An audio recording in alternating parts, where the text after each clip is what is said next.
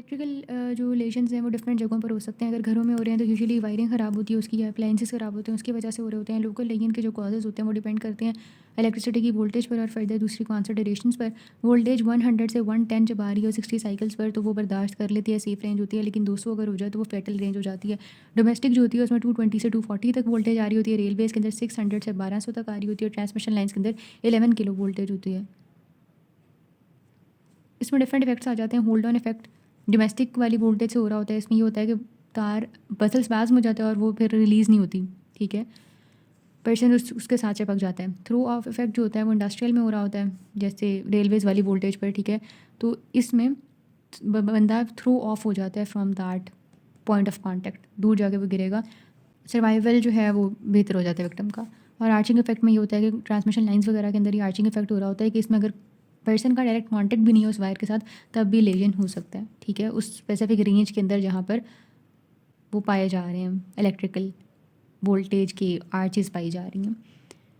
Electrical concentration को देखें तो उसमें बॉडी रेजिस्टेंस, इलेक्ट्रिसिटी के पाथवेज और कॉन्टैक्ट विद अर्थ आ जाता है। बॉडी रेजिस्टेंस में अगेन ड्राई है, वेट है और क्या कंडीशन है उसकी। तो अगर ब्लड वेसल्स को देखें तो उनमें कोई रेजिस्टेंस वगैरह वो ऑफर नहीं कर रही होती हैं, वो गुड कंडक्टर के तौर पे एक्ट कर रही होती हैं, जबकि पाम्स और सूल्स रेजिस्टेंस ऑफर कर रहे होते हैं और वो ड्राई पार्ट्स होते हैं और इसकी वजह से वो फर्दर हीट जनरेट कर रहे होते हैं, जिसकी वजह से थर्मल लेजन जो होगा वो प्रोड्यूस हो जाएगा at the point of contact. Brain और स्पाइनल कॉर्ड को देखें तो ब्रेन ये वल्नरेबल पार्ट्स हैं, ठीक है। ब्रेन पर लेटल हेमरेज हो रहा होता है, लेकिन स्पाइनल कॉर्ड का क्या मसला होता है कि हार्ट और रेस्पिरेटरी हम जो कार्डिक और रेस्पिरेटरी सेंटर्स होते हैं मडेला के, वो इफेक्ट हो जाते हैं। कार्डिक और रेस्पिरेटरी मसल्स की अगर बात करें तो ये बहुत कम रेजिस्टेंस ऑफर कर रहे होते हैं और जब इनको करंट लगता है तो ये स्ट्रॉन्ग कंट्रैक्शन शो करते हैं, यानी फिर एपनिया, फिब्रिलेशन और कार्डिक अरेस्ट वगैरह की कंडीशन डेवलप हो जाती है। लो वोल्टेज इसका डायरेक्ट एक्शन होता है पेस मेकर पर, कंडक्टिंग सिस्टम पर और मसल फाइबर्स पर, मायोकार्डियल फिब्रिलेशन हो जाती है। जो हाई वोल्टेज होती है वो मसल हार्ट मसल्स को फर्दर फिब्रिलेट कराती है और उसके बाद मसल नॉन फंक्शनल हो जाता है, स्पैस्मोटिक कंट्रैक्शन से एसिस्टली हो सकती है, ठीक है।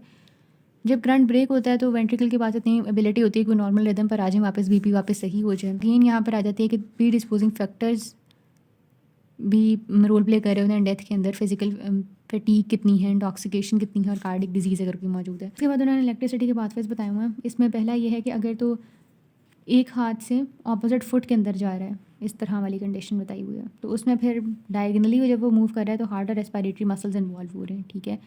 और अगर from one hand to other, या एक हाथ से दूसरे हाथ या एक फुट से दूसरे फुट के अंदर मूव कर रहा है तो इस सिलसिले में कोई वाइटल ऑर्गन्स नहीं होते इन्वॉल्व, तो डैमेज वगैरह नहीं होता। लेकिन अगर हेड इन्वॉल्व हो रहा है और वहाँ से फिर पाँव तक जा रहा है तो ये डेंजरस होता है।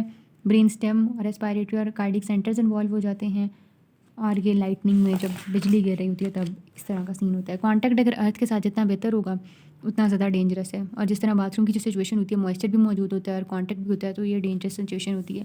इलेक्ट्रिकल लेयन एंट्री और एग्जिट दोनों साइड पर बन रहे होते हैं। उसके बाद जो लूज़ कॉन्टैक्ट लेयन और फर्म कॉन्टैक्ट लेयन के बाद उन्होंने इंडस्ट्रियल लेयन्स का जिक्र किया हुआ है। लूज़ वाले में एक टर्म है मेटलाइजेशन, जिसे पेटेड या प्रिक्ड मेटलाइजेशन कह रहे हैं कि मेटल के जो पार्टिकल होते हैं वायर के, वो लिबरेट करते हैं कंडक्टर से और वो बॉडी के टिश्यू के अंदर आके एम्बेड हो जाते हैं। इंडस्ट्रियल लेयन की बात करें तो वो लाइन मैन जो कि हाई टेंशन ट्रांसमिशन पे वर्क कर रहे होते हैं, उनके केस में ये होता है। बहरहाल इसके तीनों के डिफरेंसेस को देख लें तो लूज़ कॉन्टैक्ट या स्पार्क के अंदर ड्राई बर्न एरिया मौजूद होता है, ब्लैकनिंग मौजूद होती है, एपिडर्मिस सेपरेट हो जाती है या बर्निंग वहाँ पर मौजूद होती है। सेंट्रल पार्चमेंट का एरिया होता है और उसके गिर्द हाइपरथर्मिया होता है और माइक्रोस्कोप में सुपरफिशियल एपिडर्मिस सेल श्रिंक मिलते हैं और इसके अलावा मेटलाइजेशन मिलती है।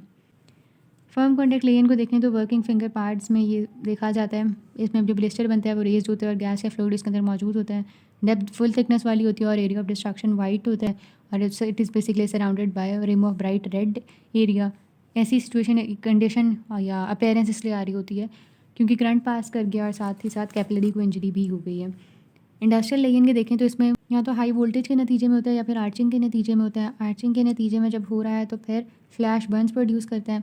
बहरहाल दोनों केसेस के अंदर एडवांस थर्मल बर्न वाली कंडीशन होती है और जो एरिया ऑफ स्किन इन्वॉल्व होता है वो काफ़ी लार्ज होता है। लेजन इसकी वजह से एक्सटेंसिव बनता है और इसकी अपेयरेंस जो होती है वेरी कर रही होती है। Either it could be just like appearance के किसी हीटेड ऑब्जेक्ट से बर्न हुआ, या फिर क्रोकोडाइल स्किन अपेयरेंस होती है, या फिर कार्बनाइज्ड टिश्यू की अपेयरेंस होती है। अच्छा, अब यहाँ पर जो है डेथ वो दो तरह से हो सकती है, या फिर इमीडिएट या फिर डिलेड। इमीडिएट में हो रही है तो वेगल इनहिबिशन होगी या डर की वजह से, या फिर हार्ट इफेक्ट हुआ है तो वी फिब हो जाती है, एस्फेक्सिया हो जाएगा कि भाई वाइटल सेंटर जो हैं और रेस्पिरेटरी मसल्स वो इफेक्ट हो गए हैं। डिलेड होता है तो वो फिर कॉम्प्लिकेशन या टॉक्सिक इफेक्ट की वजह से होता है।